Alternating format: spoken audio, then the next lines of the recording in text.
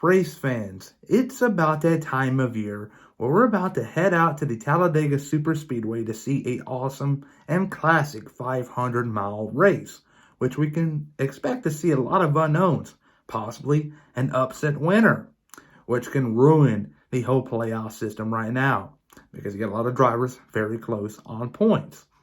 But we can also see a lot of drivers gain a lot of points and also some lose a lot of points. So Talladega is a big unknown, and I will give y'all my predictions on how things will play out.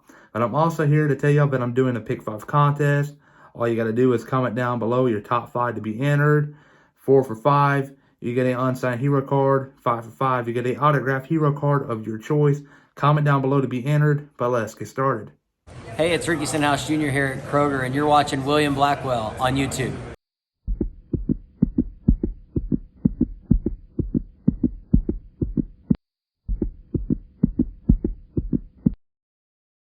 Before I talk about Talladega, I am wanting to talk about this past weekend at the Bristol Motor Speedway. On Thursday afternoon, NASCAR Cup Series teams and Truck Series teams arrived at the Great Coliseum, the Bristol Motor Speedway, to unload their vehicles for the following weekend. Friday morning rolled around, they were finally able to get all set up and ready to go for 2 practice sessions for both series. We saw a Truck Series start things off, followed by a Cup, then Truck, then Cup. And that was it for Friday. You fast forward things to Saturday afternoon, and we see 4 Truck Series heat qualifying races. And after that, we saw 4 Cup Series qualifying races. And after that, we had Truck Night in America. The Truck Series were in action, and we saw Ben Rhodes getting the win. A very talented driver, which I believe he will eventually work his way up to the Cup Series one day. Got to be patient with him, but he is a very talented driver. But Sunday rolled around, and Sunday morning, I didn't really hear much rumblings throughout the week, but Sunday morning, that's when I heard it all. Should NASCAR really be racing on Easter Sunday? I am a Christian. I do think it's a little bit controversial to be racing on Easter Sunday. But when you look at it this way, the way I did, you got NBA playoffs going on, golf going on.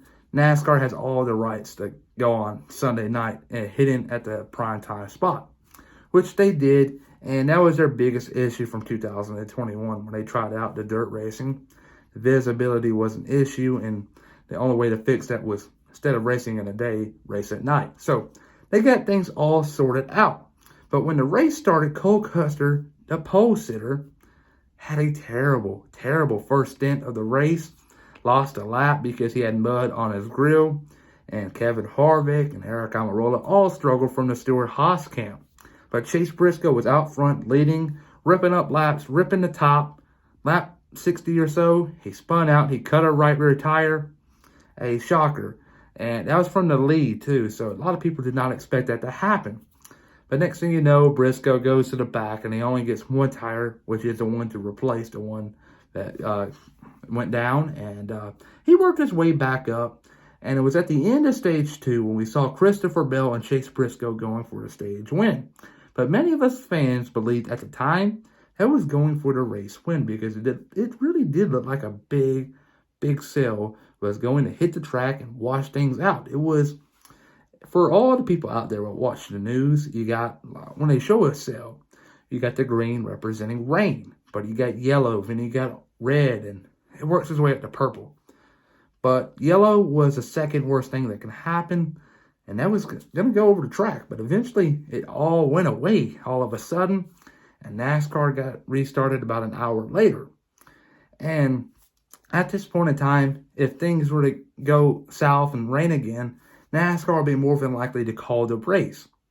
But they kept on going, and we saw another rain shower. And that's when I thought to myself, Tyler Reddick's up front. He's about to get his first career win in NASCAR. NASCAR's about to call it. No, NASCAR was committed to finishing this race, and it gave me flashbacks to 2015, where they had a rain delay at the end, and they restarted with a overtime finish. And I forgot who won that race. I believe it was Jimmy Johnson or Carl Edwards. Correct me if I'm wrong. but it gave me flashbacks from 2015. But they restarted with 28 to go, or it came out with 28 to go. They didn't restart till 25 to go. Clint Boyer made the suggestion that it is the 25-lap shootout everybody's been waiting for. But we saw Tyler Reddick ripping the top, Chase Briscoe ripping the top. Briscoe was really making up a lot of ground in turns 1 and 2, but he was losing it all back in 3 and 4.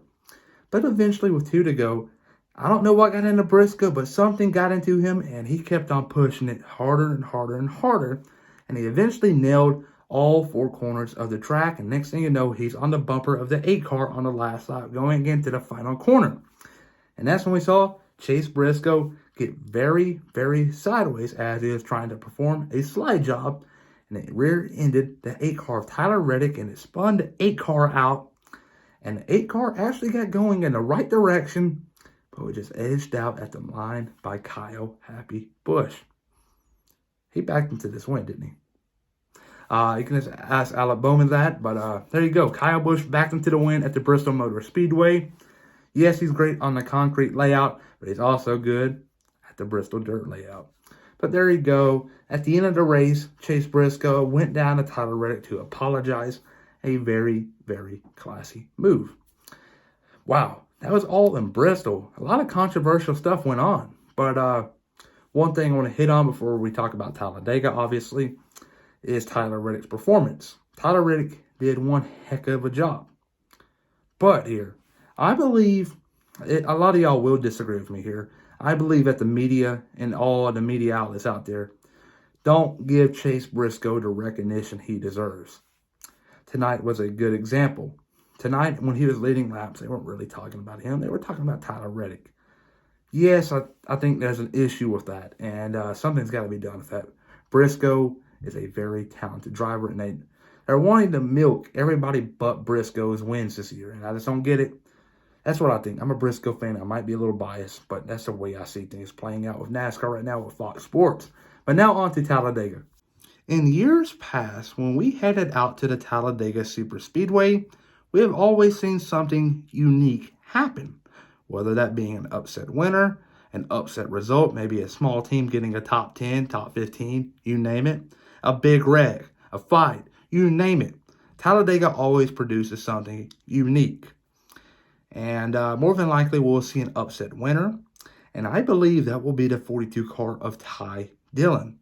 And just wanted to give y'all a refresher on who Ty Dillon really is. Ty Dillon is the younger brother of Austin Dillon, if you didn't know.